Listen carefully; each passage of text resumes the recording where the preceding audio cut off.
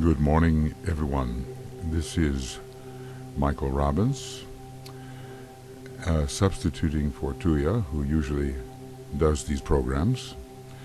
And we are in the Little Bear Meditation Center north of the Arctic Circle, at least for a few more days.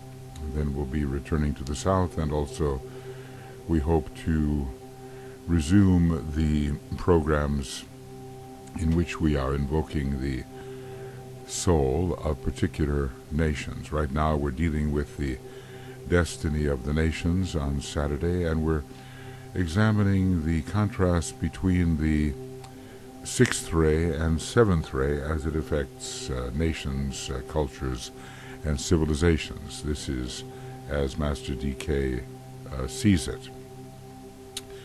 So we come together first to think about some of his profound words, and then to meditate about the qualities of our particular nations, the ones in which we live at this time, and then, of course, all the nations considered collectively, the entire humanity working through the many nations of the world. We can have a subjective effect there as well. Now we will. This is the Saturday presentation. Usually, I just want to say that next week the schedule will be a little bit disrupted. I think we cannot do the triangles work on Wednesday night because we'll be on a train. I think on Thursday night we'll be able to do the reappearance of the Christ, and then the Glamour webinar will be on the morning instead of the evening because of our travel schedule. So all of that will be sent to you, and we will try to continue on Saturday and Sunday accordingly in the evening with the invocation of the soul of nations, and also the attracting money for hierarchical purposes. All of this is part of our Ask presentation.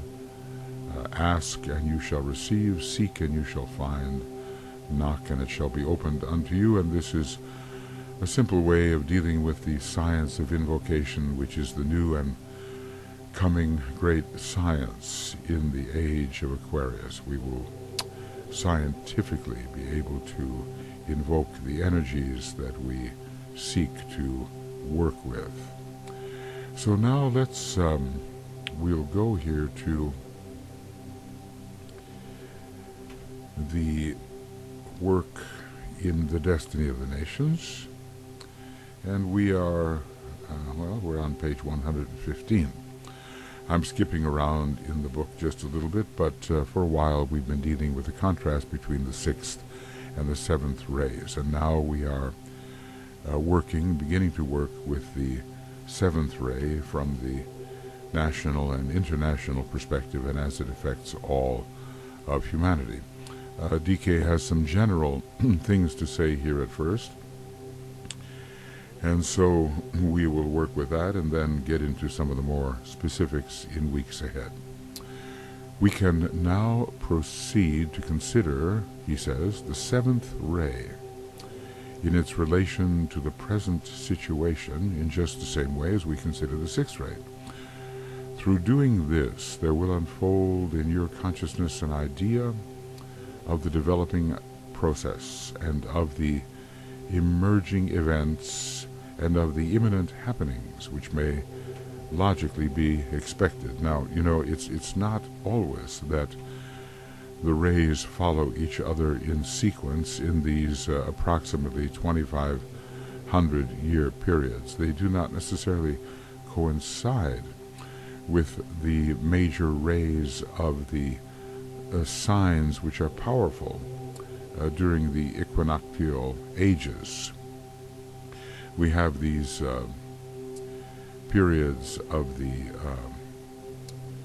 2,160 years approximately, or sometimes it's rounded off as 2,500 years, and we've just come from a time, or we are emerging from a time when Pisces with its 2nd and 6th ray was very prominent, and Aquarius is emerging for us with its fifth ray, but as you see, or we should understand, that the cycle we're talking about of the major ray that rules that period is not necessarily the ray that comes through the sign, and they don't necessarily follow each other in sequence. This is unusual. Now, we don't know so much about these ray cycles and their intricacies, but let's just say for the sixth ray to precede the seventh and be followed by the seventh is not necessarily the case, but we can take advantage of that sequence. DK goes on and says, there are, as you may realize, two ways in which any particular ray may be considered.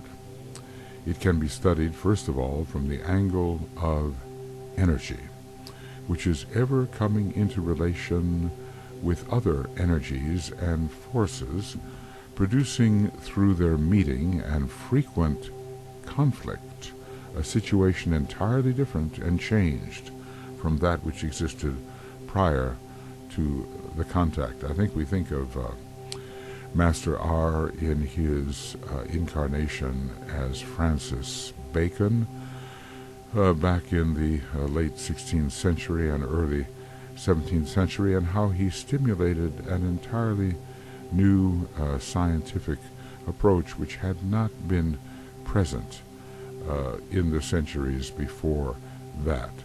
So Master R, of course, he is a seventh ray soul. He was not yet the Mahachohan, but he was a major figure, even as he was working through probably a fourth ray, a fourth degree initiate, Francis Bacon. In other words, they are the same entity, but at that time the Master R was not yet, I suspect, a master, yet very, very powerful to stimulate civilization, and he eventually became, as we know, the Lord of Civilization, the Mahachohan, approximately 2025 AD.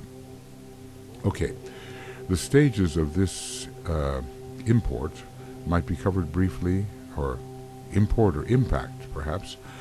Sometimes there are mistakes here in the transference into the CD-ROM, but anyway, the stages here might briefly be covered as follows. The contact of two rays, their conflict, then adjustment between them, then a kind of balance or equilibrium, a form of stalemate or static conditions such as was arrived at during the 19th century. Absorption, I think, of the lesser ray into the greater, and the final disappearance of the weaker outgoing energy. So this is the sequence with which we are dealing when a new ray comes into contact with a ray that has been in established power. And the new ray in this case is the seventh ray. Contact, conflict, think of your own life. Think of your own life as new energies come into your present conditioned system. Contact, conflict indeed, adjustment, equilibrium, absorption, and final disappearance. The old condition fades away and the new one takes its place. The conclusion is always inevitable, for it is not, now this is really important here, it is not the rays themselves which are in conflict, because after all they are the emanations of the seven spirits before the throne, both in a planetary sense and in a solar systemic sense, and they are great beings, and they certainly understand their connections and are in a highly cooperative and non-interfering relationship. So it's not the rays themselves which are in conflict, but the substance and the forms which are implicated during the period. In other words, the substance and the forms which are lower, much lower forms of intelligence, and which are conditioned by those rays and which have been built according to the energy, force, and design of those rays. So that is what is in conflict, those forms. So that's one way of considering the ray from the energy aspect, from the angle of energy. And let me just, if I can find this. Sometimes the little cursor disappears. Well, maybe it's just going to disappear on me here. I just want to point that out. The energy angle. And then secondly, the quality of the ray can be considered. Okay, and we'll underline that. The quality of the ray can be considered. This is, in reality, the expression of its soul and intrinsic nature, which, impinging upon the condition existing when the ray comes into manifestation, definitely does three things. And here we will see how the culture and civilization and the general living conditions of humanity are affected by the coming in of a new ray in these racial cycles. Number one, it changes the nature of the civilization and the culture of humanity in any given period. I think we will already notice how much we are under the seventh ray influence and how very different our civilization is from that of civilization, say, 1,000 years ago, or even 700 or 800 years ago. It is this force which the hierarchy utilizes when any meeting of the ray energies take place, and they are constantly planning according to the science of cycles. With respect to what's going on our little globe, they possess, at least with respect to the three worlds, all knowledge, which is found on the third subplane of the atmic plane. They know the times, the seasons, the cycles, and they work with these inevitabilities which are coming in because of the will of the planetary logos and the will of the seven ray lords as they are found in Shambhala. So it is this force which the hierarchy utilizes when any meeting of the ray energies takes place. The culture is first changed. Now, culture is of greater refinement than civilization, because all basic quality changes work ever from above downward. Culture is considered to be above civilization. And it is the intelligentsia who are at first sensitive to the incoming differences. We notice oftentimes in the creative arts that the imagination as presented, let's say in the films or other kinds of works of art, is far ahead of the impending changes which will occur. They present something new because the sensitive, intelligent, aesthetically oriented people receive that impression before the others do. Form changes then automatically, and then automatically reverses the process. It is thus that points of juncture inevitably occur throughout the evolutionary process. We are in such a one now, and the kind of turbulence we are experiencing between progressive and reactionary forces all over the world is the result of this clash of the 6th and 7th ray, with, I think, the 7th ray now beginning to emerge into greater power, though the 6th ray in its last hurrah, its sort of recrudescence, will fight with all its might against that kind of emergence. And it's not the ray lord itself that's fighting, but the forms which are conditioned by the 6th ray. When the scientists concerned with the theory and processes of evolution accept and study the ray procedure, and here we can see how science will be directed in the future, definite changes in attitude and a closer approach to the truth will at once appear. So, we who are reading Master DK's books, we have received this information perhaps a little ahead of its percolation into the intelligentsia, and we have an obligation to help direct those who are strongly thinking people towards these kinds of ideas, which can make a huge difference in their theory of how the world works. This concept also lies behind the teaching which I have given anent the great approaches, which must take place, and can take place very shortly, between the fourth and the fifth kingdoms of nature. This is the reappearance of the Christ and the externalization of the hierarchy. A great hierarchical approach is underway even now, and in the year 2025, we are told, definite plans will be laid for the actual externalization of the hierarchy. So we are in the midst of a great approach, and it is mirrored in our own lives with the intensified soul presence in our personality expression. Hopefully that's happening for all of us. Of the fifth kingdom, the hierarchy is the dynamic and living nucleus.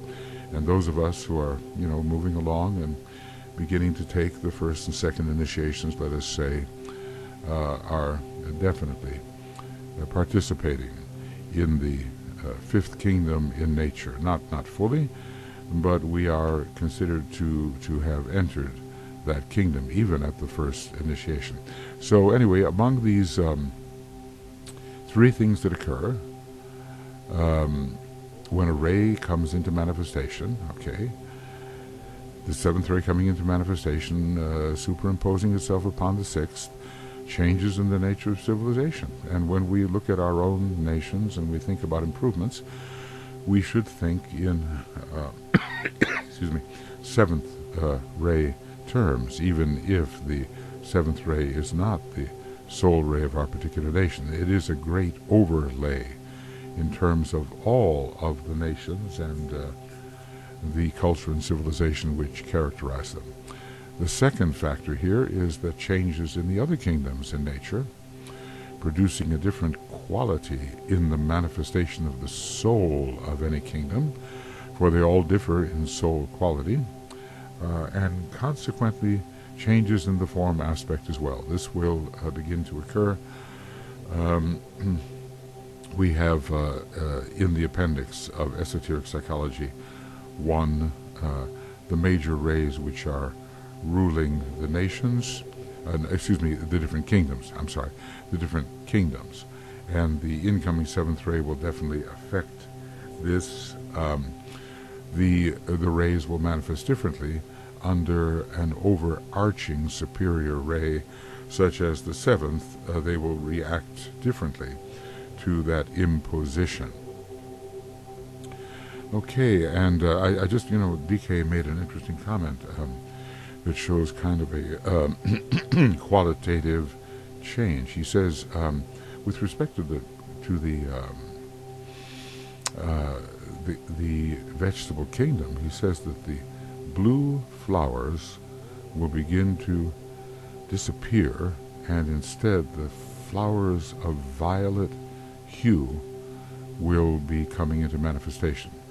Now this shows a very definite impact of the seventh ray upon the expression of that highly advanced kingdom, relatively, the vegetable kingdom. I think, in terms of the animal kingdom, it will become much more easy to train and domesticate various kinds of animals, and they will be put to work in the right way.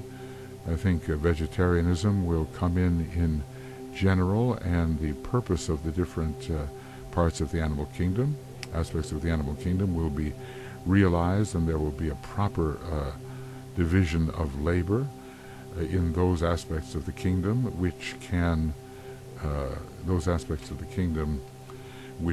be related to with intelligence. Now, not all can, of course, but at least the science of ecology will be in the thinking of people, and the environment will be managed, supervised, and protected in such a way that every aspect of the animal kingdom can make its proper kind of advancement. With respect to the mineral kingdom, there'll be huge changes, and the seventh ray is particularly related to the mineral kingdom, and we will find that certain types of minerals will be able to be used for strong energetic purposes with respect to the health of the various kingdoms, including the health of the kingdom we know as man, the human kingdom. And as far as the development, the right combinations, I would say, of the different chemical elements will be pursued. DK warned in one of his earlier books that some wrong combinations were being created within the mineral kingdom, and with respect to the Deva kingdom ruling that aspect of the mineral kingdom, and that it would be very hard to undo these changes because wrong combinations were being made. Well, under the seventh ray, right combinations will be pursued. This is just my speculation when it comes to how the seventh ray will affect these various kingdoms and their interactions. Okay, the third aspect here, the third type of change, let's take a look at this here. Hopefully that will come up on the screen. Changes in the types of egos or souls which will take incarnation during any particular ray period. You know, it's not just an individual matter whether we are in incarnation or out of incarnation.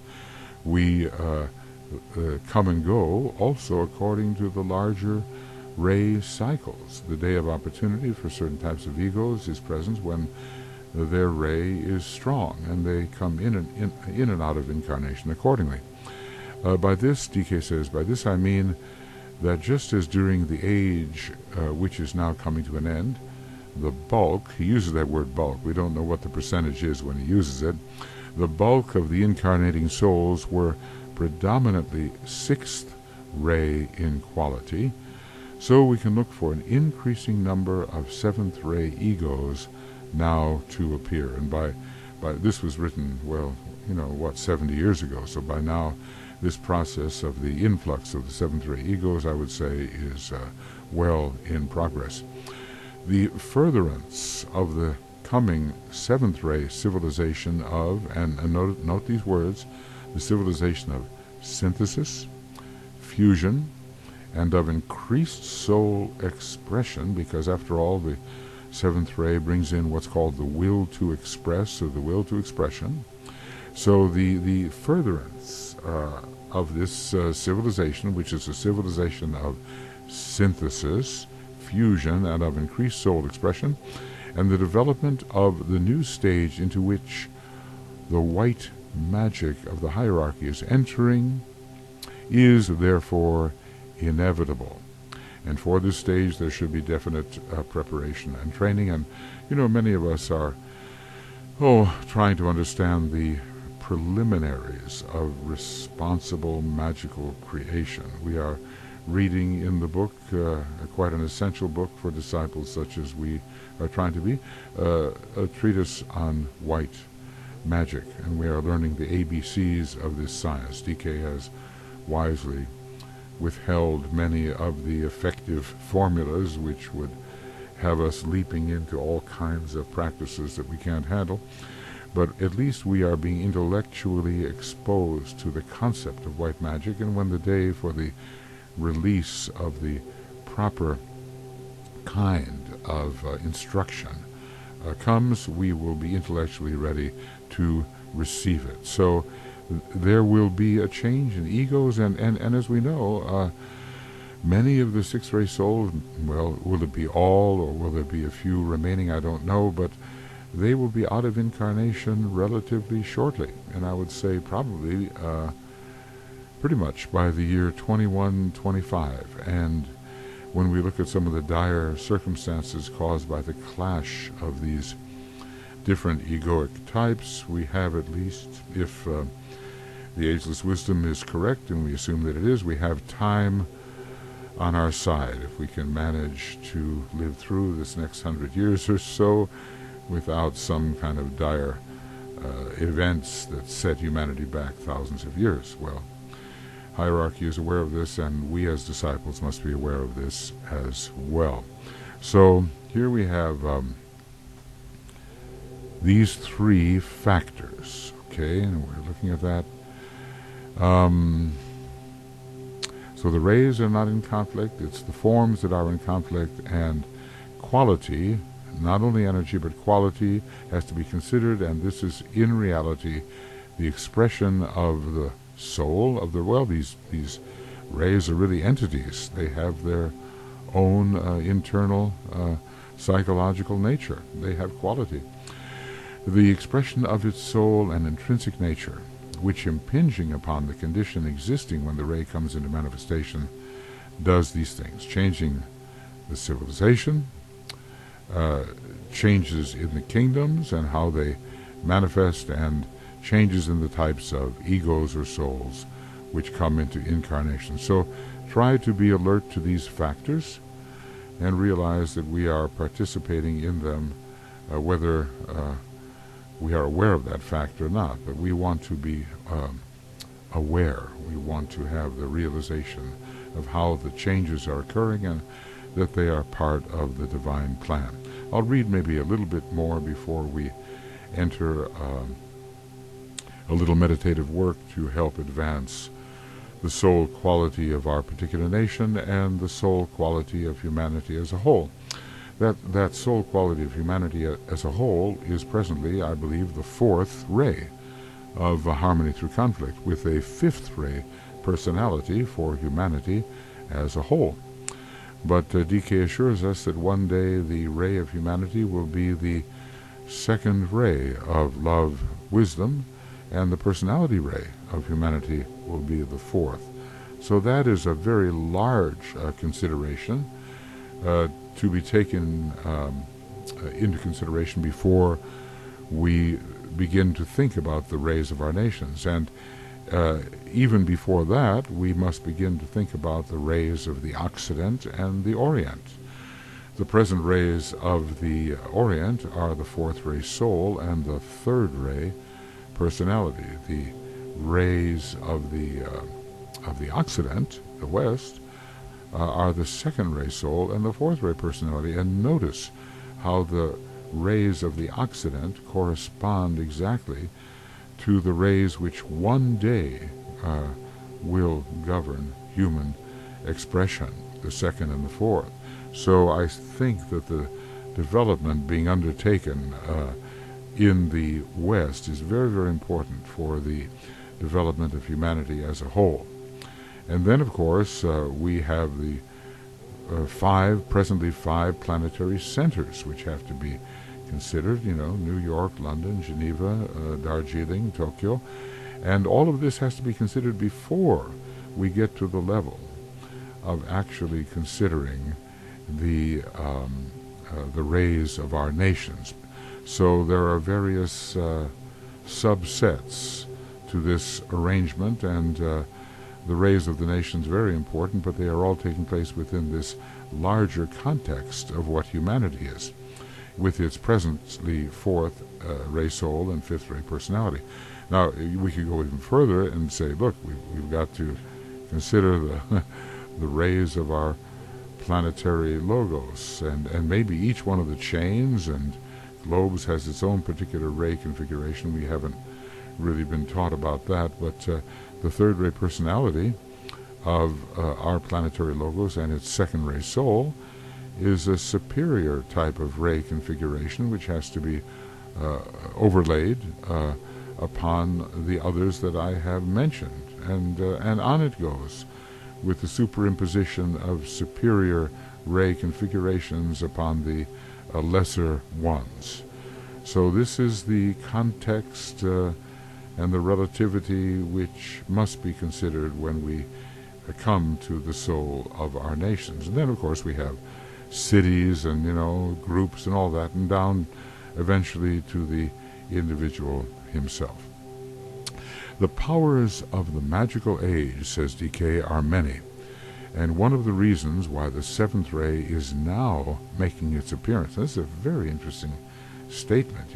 Is it an inevitable law about concerning these appearances, or can the coming in and going out of a ray be a matter of adjustment according to the necessity of the moment?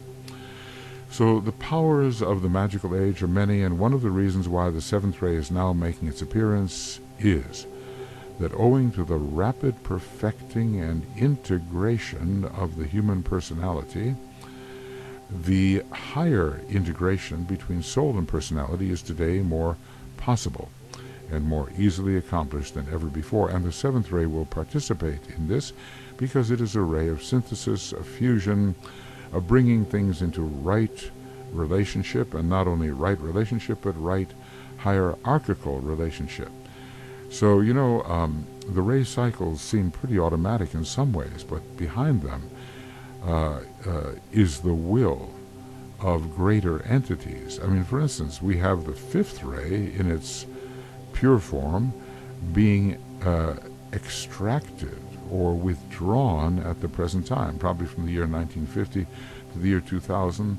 The fifth ray, in its purer essence, was being withdrawn because humanity was getting too far ahead of itself technologically.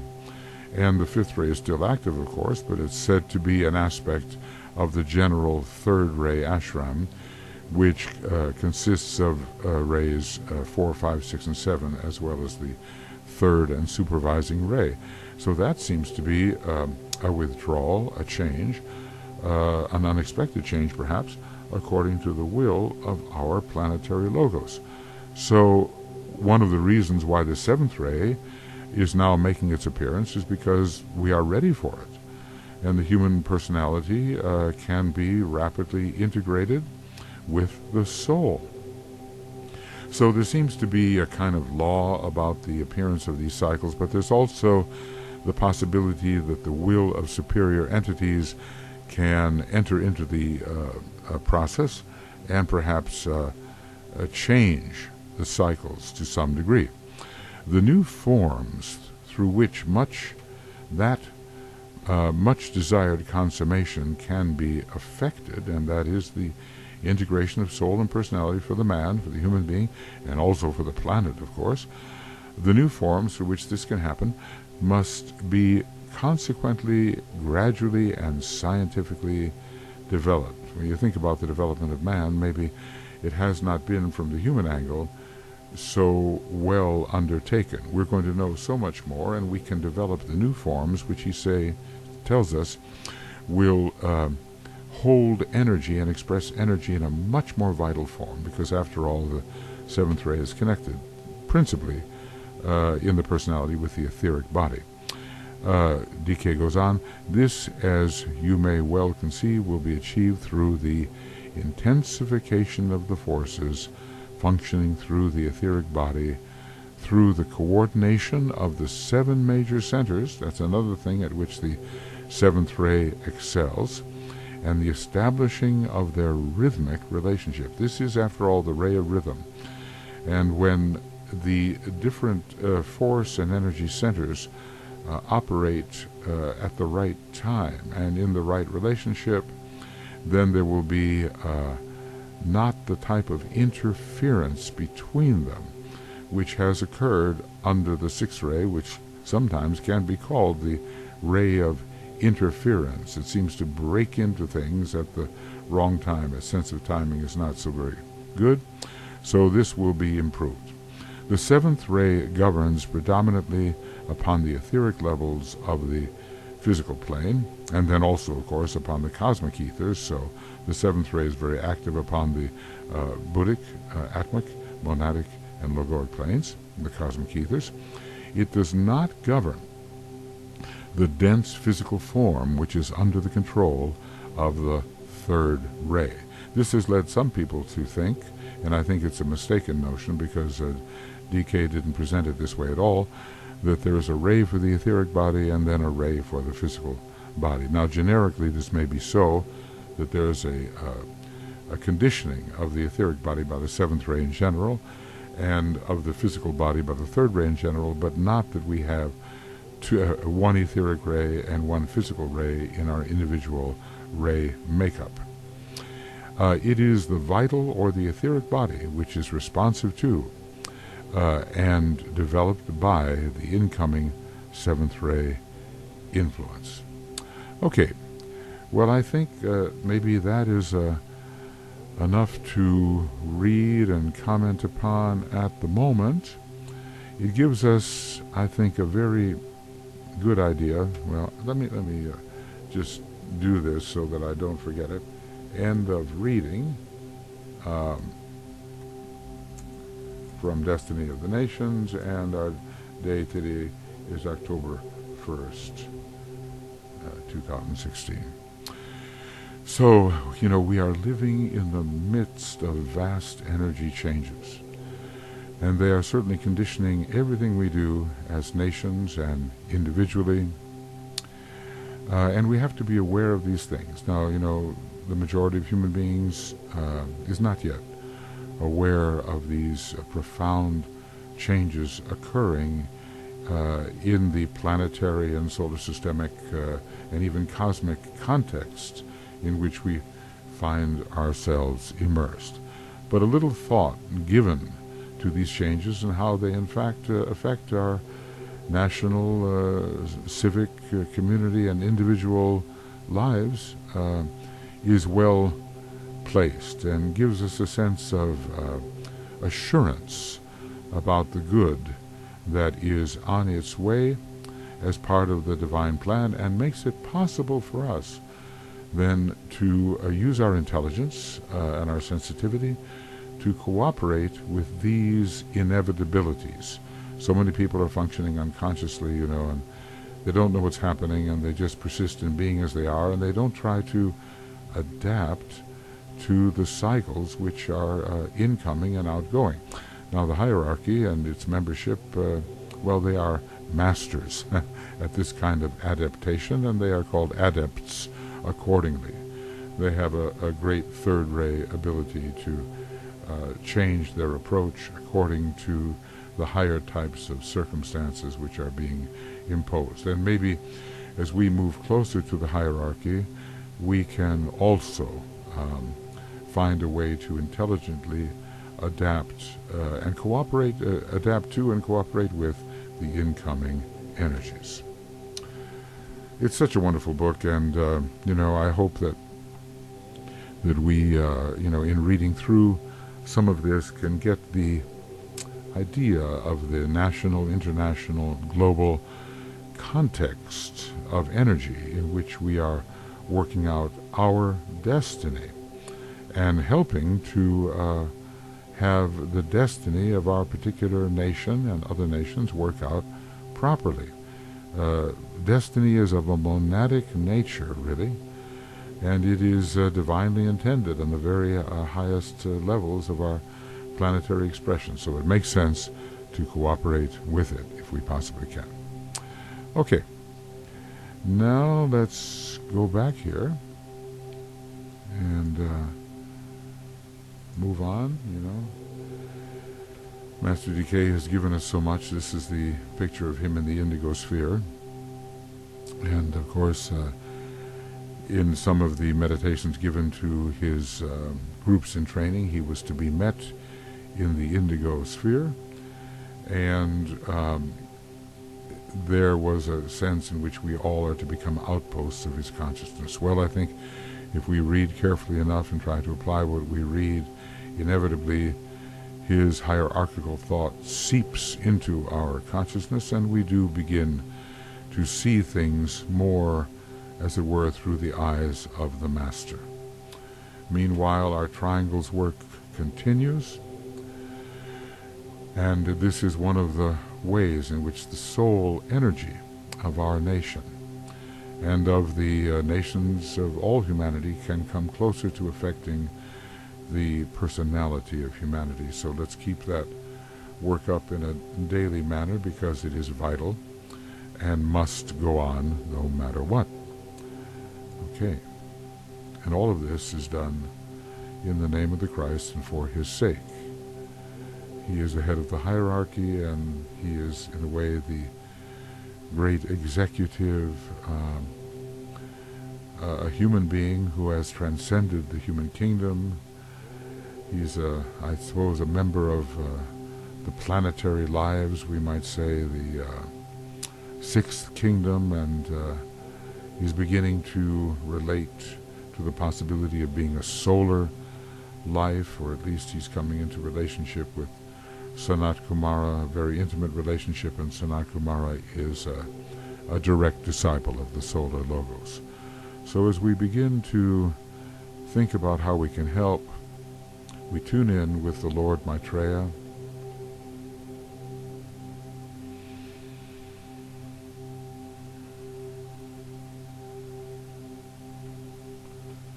And we say, we have gathered in your name, Lord Maitreya, be with us.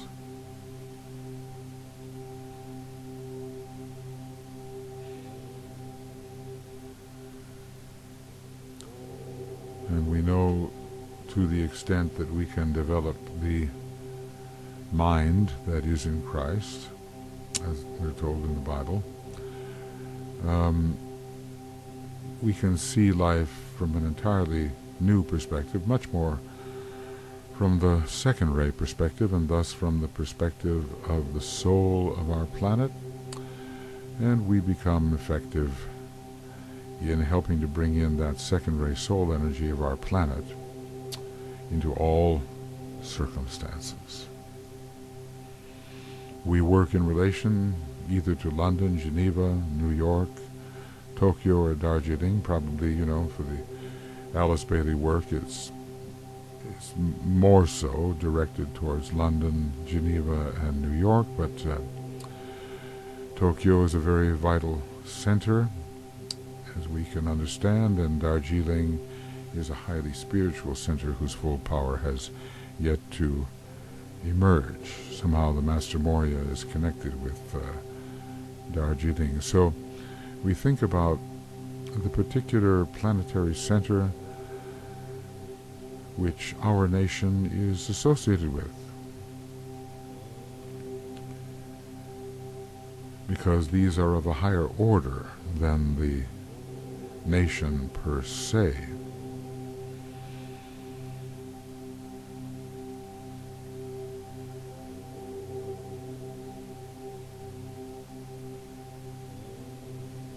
We have largely here the three centers with the first ray, New York with the sixth ray, and Geneva bringing in a very pure form of second ray energy, we are told.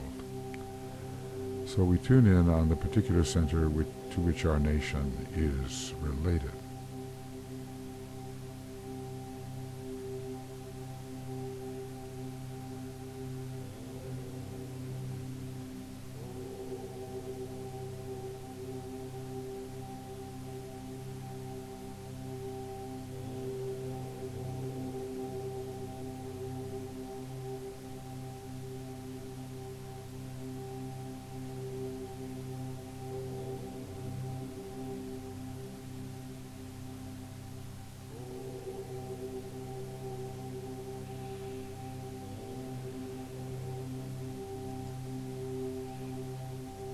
Here's a little map of how these centers are situated. During this fifth root race, there are 5 such centers, and we can expect that as the root races progress, the number of centers will increase. We see that South America and Africa are not really activated yet in this sense, and we can expect that activation. But there are many millions of years ahead for this full plan to manifest.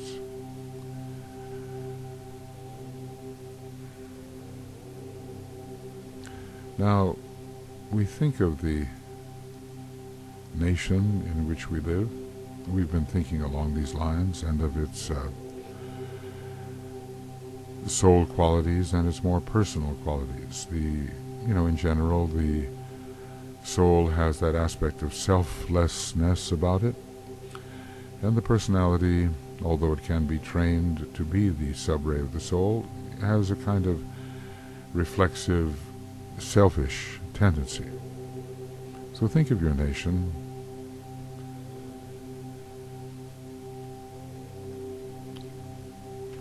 and particularly its good qualities, the qualities which lead to harmony between other nations and have a harmonious effect within the human race as a whole.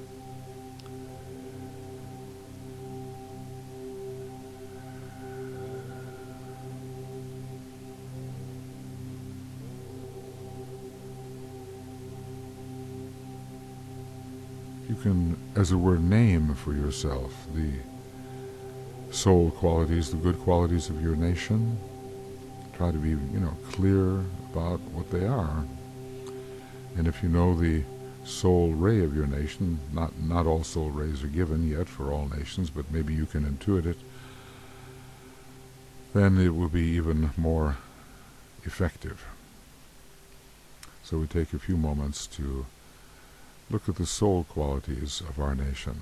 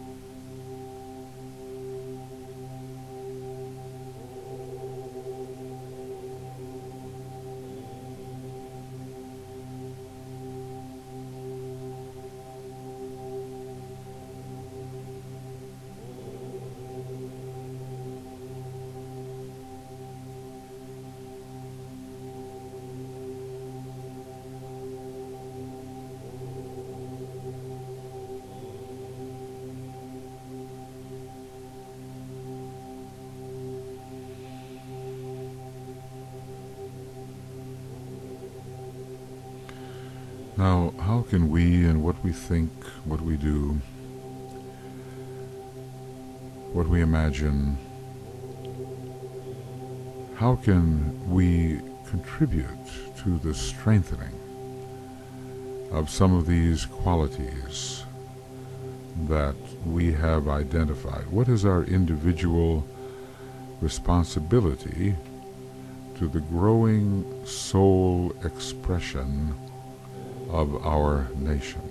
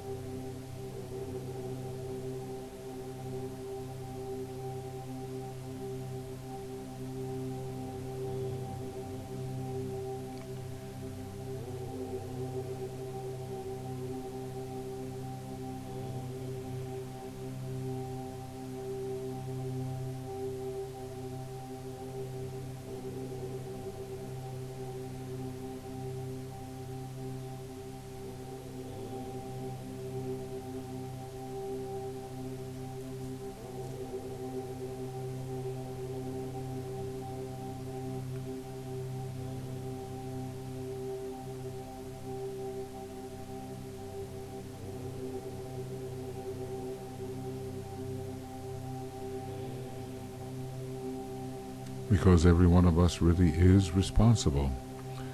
We can think of a nation as a very large structure, and it is, but We have our part to play, and the more conscious we can be about what's trying to work out in terms of soul quality in our nation, the more we can assist through our thoughts, through our words, through our actions, the working out of those qualities.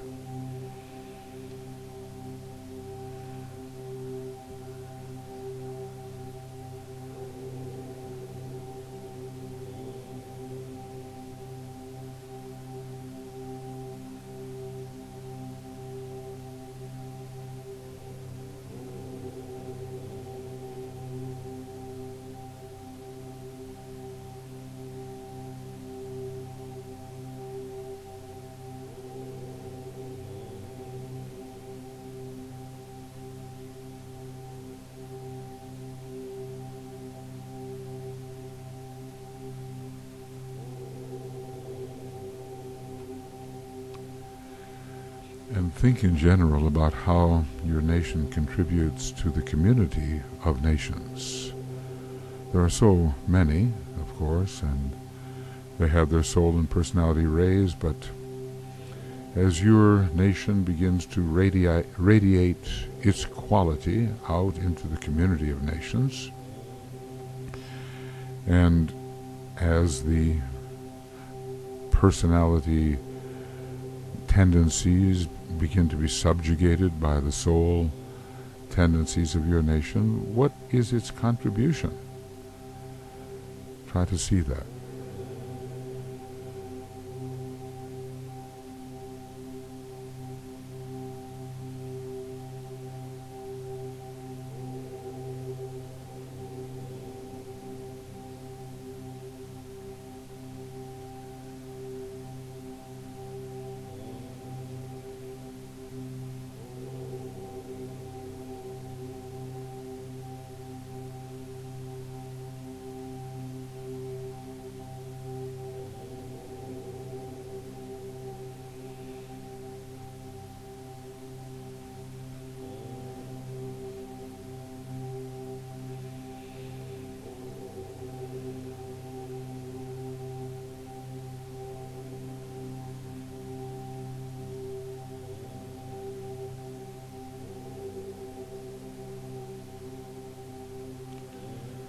And when that begins to become clear, then it is possible that each one of us can monitor our own expression to be in alignment with this contribution.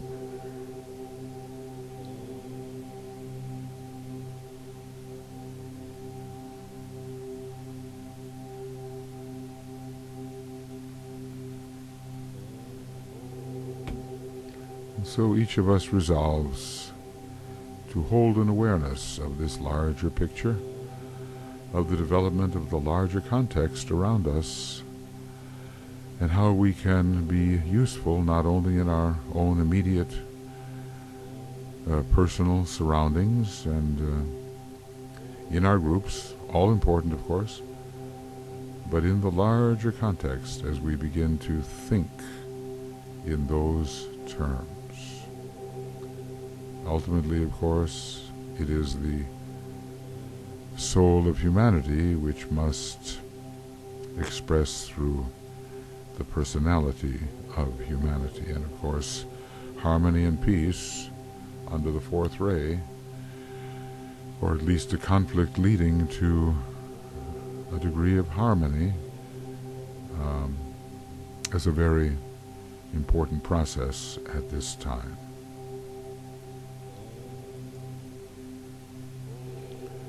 And the goal is that the great Christ consciousness,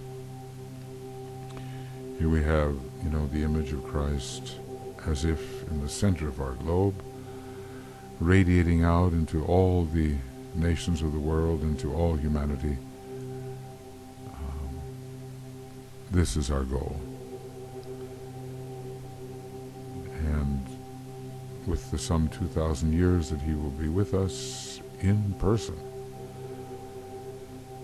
according to the Ageless Wisdom teaching through Master DK, in person, huge changes would occur. And the time it will be realized that the time has come for the soul of our planet to emerge through the soul of humanity, a previously warring kingdom, but hopefully a kingdom that can help to bring harmony in the lower kingdoms and with humanity, and a kind of harmony that extends to the higher kingdoms as well, and determines the manner in which we receive those energies, using them properly to produce the divine plan. So may the Christ energy operate through our nation and through all nations and through humanity as a whole. And may the ideals represented by the flags of the nations come together in a beautiful, harmonious synthesis. Not that we can foresee it at the moment, exactly how it will be, but these higher objectives for every nation are never bad. And if they can be harmoniously united with each other, we will have a humanity moving in the right direction towards a vision which all can share. It will not be based upon fragmentation and division and conflict, but a union of higher ideals. Now we will think of this whole process in terms of the great invocation, our most effective instrument in preparing correctly for the externalization of the hierarchy and the reappearance of the Christ.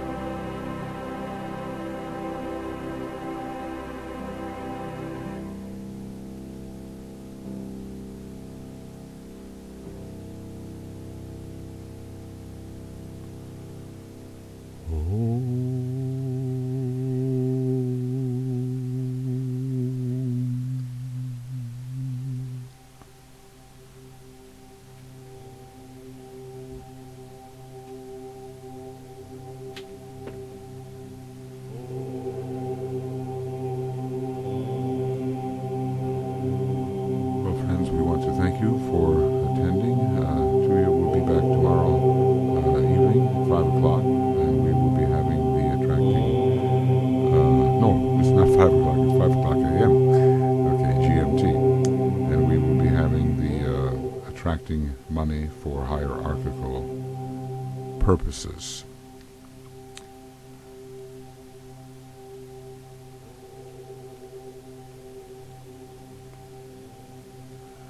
And meanwhile, as I said, the schedule next week will be a little irregular. There will not be as far as we can see, a Wednesday triangle presentation because we'll be on the train. There will be, I believe, a Thursday reappearance of the Christ meditation. Friday glamour meditation will be in the morning rather than in the evening as we usually would do, our morning anyway. That's 5 a.m. GMT, and we'll see if we can continue with the 2 subsequent meditations over the weekend. So thank you for your presence, and keep these thoughts in mind as you live your life. There's always a larger context. Bye for now.